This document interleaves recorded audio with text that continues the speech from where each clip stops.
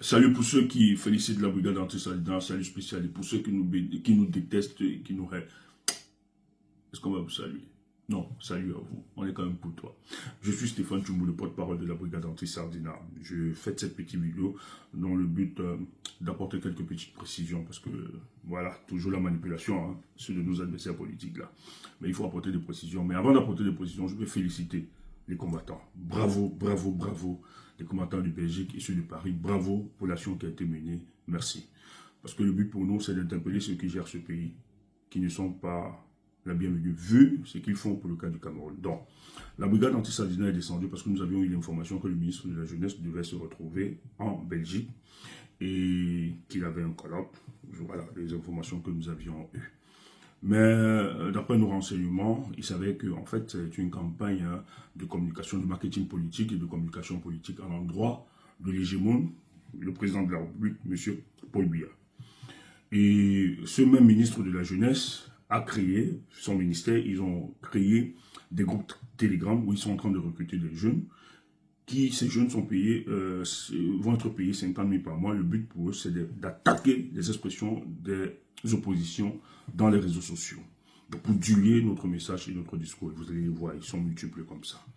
Et c'est le même ministre, il faut rappeler, qui a dû chasser dans son ministère un responsable qui était critique à l'envers du discours du président de la République du 10 février 2025, qui était en déphasage avec la réalité, parce que eux, ils sont sur le terrain, c'est des techniciens, ils savent de quoi est-ce qu'ils parlent. Mais ce ministre l'a viré parce qu'il ne fallait pas attaquer le Dieu des dieux, Paul Biya.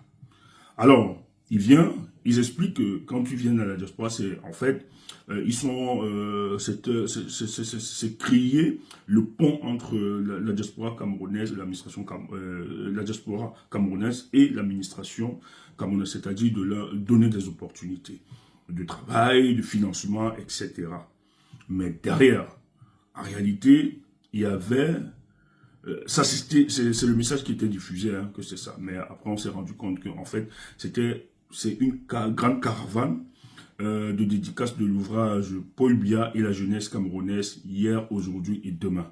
Donc en fait, le ministre de la Jeunesse a décidé par son ministère de faire du griotisme à l'endroit de Paul Biya et de faire adhérer davantage les jeunes dans le but de soutenir la candidature de Paul Biya en 2025. Nous avons eu ces informations et pour nous, c'était l'occasion propice d'aller justement présenter nos doléances. Et les camarades, nous avons décidé d'aller sur le terrain. La première doléance, c'était de comprendre dans ces jeunesses-là, premièrement, comment est-ce qu'on crée de manière unilatérale par le directeur, hein, voilà, et sans consulter les composantes politiques de la société ou bien politiques et sociologiques, on impose des règles dans le but d'empêcher certains Camerounais de s'inscrire, notamment, c'est une première où on demande la carte de résidence ou bien le titre de séjour. Et vous parlez des jeunes.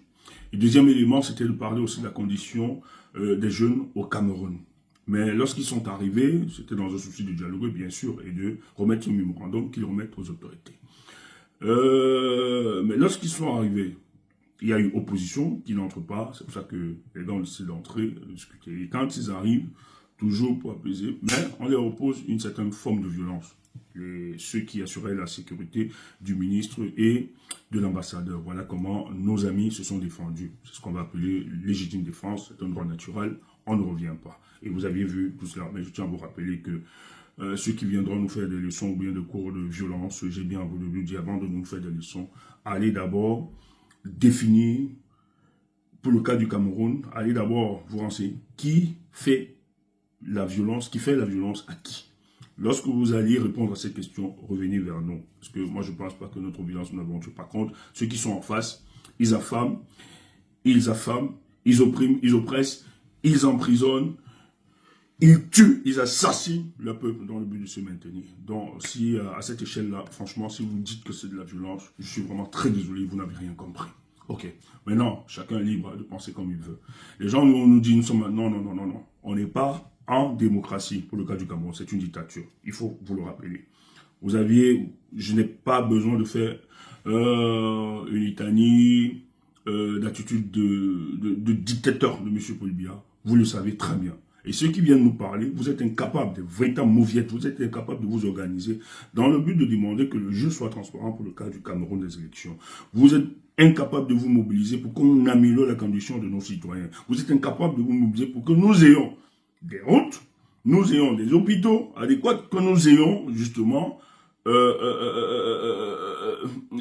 les meilleures conditions, le minimum. Voilà. Mais vous êtes prompt à venir nous parler. Non, vous n'avez aucune légitimité de nous parler et de nous dire quelque chose. Nous sommes en lutte politique parce que le gouvernement qui est en face de nous, il est solidaire. Il ne veut parler à personne. Voilà.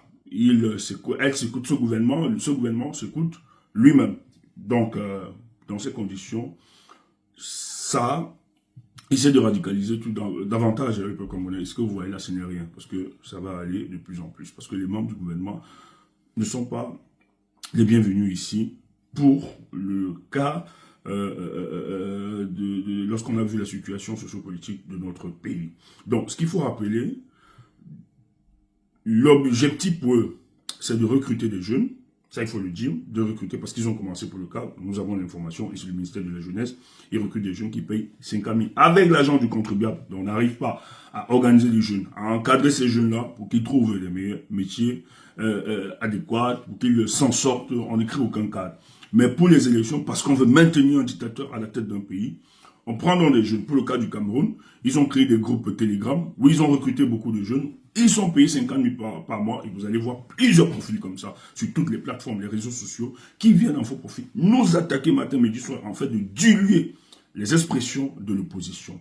Nous leur disons non. Donc pour le cas de la diaspora, ils sont en train de venir organiser des milices en leur payant, en les accompagnant, en les aidant, dans le but de taire nos voix et de nous empêcher. Nous avons eu cette information, on leur a dit, écoutez, vous pouvez exercer cette barbarie, cette violence au niveau du Cameroun, mais au niveau de la diaspora, ça ne peut pas passer. Voilà pourquoi nos camarades de lutte sont descendus dire à ce ministre qui n'est pas le bienvenu pour le cas de la diaspora.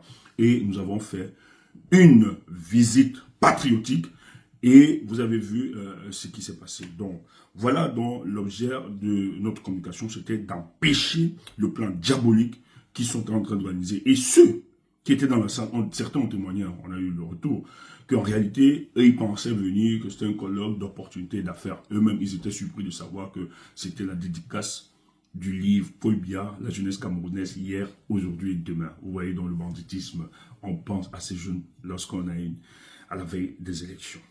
2025 ne sera pas 2018. Il faut qu'on soit clair. Maintenant, toi qui es fâché que c'est la violence, va brûler le lac. Stéphane Jumbo, porte-parole de la brigade anti-Sardina, le